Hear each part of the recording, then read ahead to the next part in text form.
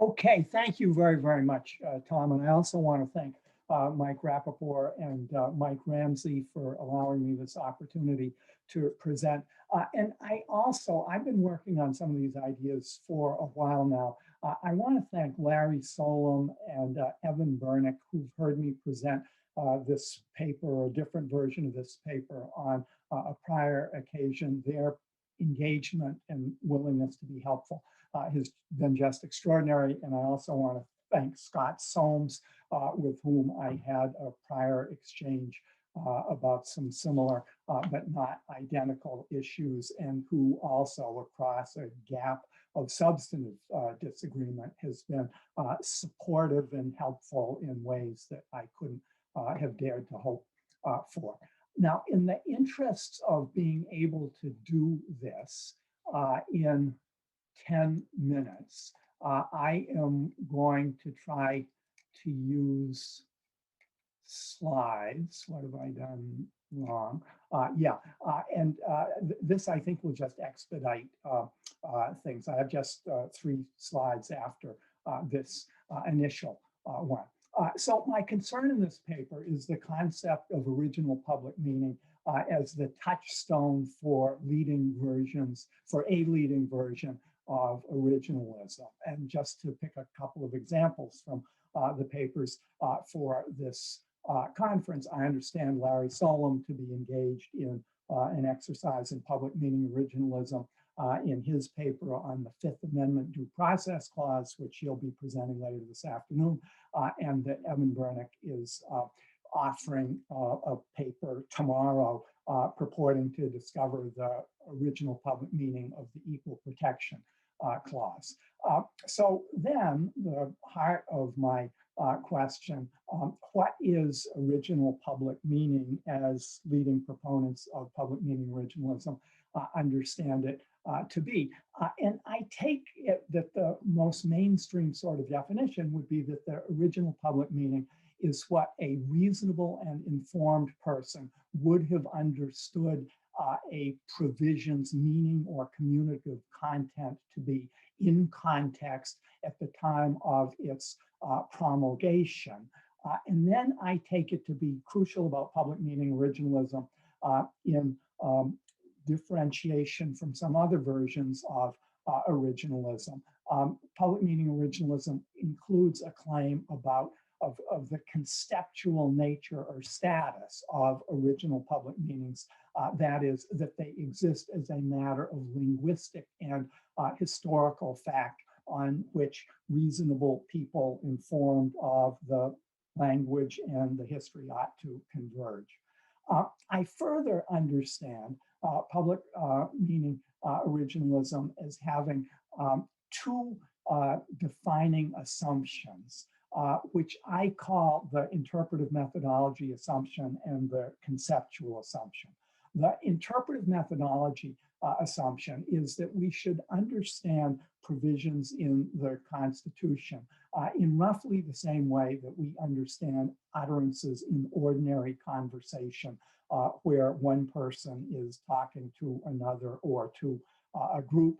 I sometimes refer to this assumption as relying on the model of conversational interpretation as minimally modified. There obviously have to be some modifications for the constitutional context, but I take it to be the aspiration of public meaning originalism to modify the model of conversational interpretation as little as possible.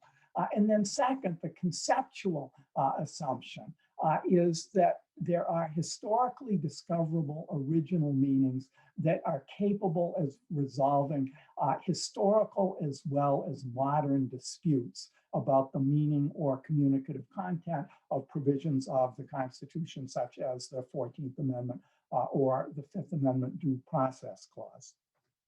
So my challenges to ordinary understandings of public meaning originalism. First challenge is to the interpretive methodology assumption, where I want to insist that the model of conversational interpretation fits badly in the constitutional context, in which there are often indeterminate speakers and multiple listeners. I agree with public meaning originalists that the semantic content of the words or phrases in the Constitution remains in the constitutional context the same as it would in a conversational context. But as leading public meaning originalists will acknowledge, semantic content is spare. Words are often vague, ambiguous. What matters is what the speaker is trying to say. And in the conversational context, we get at what the speaker is trying to say through a product, through a process that is sometimes referred to as pragmatic enrichment, in which we go beyond the literal meanings of the words and phrases that a speaker uses based on shared assumptions or interpretive common ground involving what speakers know about their listeners, what listeners know about the speakers, and what in the context they would naturally take each other to be understanding the words that are used to communicate. And I just want to say it is much, much, much more difficult to do pragmatic enrichment in the context, for example, of the 14th Amendment, where there are multiple people who are eligible to be classified as speakers. They may be trying to communicate different things. There may be multiple listeners who may have quite different understandings of what the words mean in context. And so then my challenge to the conceptual assumption is that it is mistaken to think that there are uniquely correct historical and linguistic meanings beyond the point of virtual consensus and taking up at the point of reasonable disagreement. As we know to have been the case with respect to a number of constitutional provisions, as I discuss in my paper, we, I think, know that to be the case with respect to the Equal Protection Clause, and I would speculate that it's also true with respect to the Fifth Amendment Due Process Clause.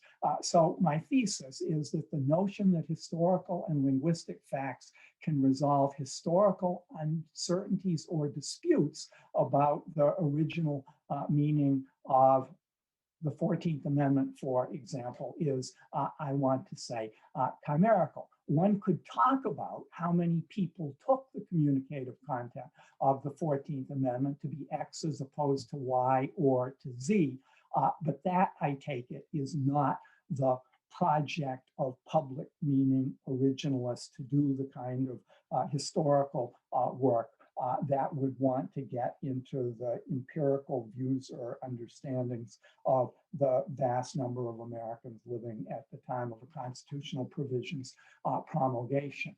So now this is important limitations of my thesis. I don't want to try to claim too much. My thesis applies only to public meaning originalist claims to discover dispute resolving meanings as a matter of historical and linguistic fact.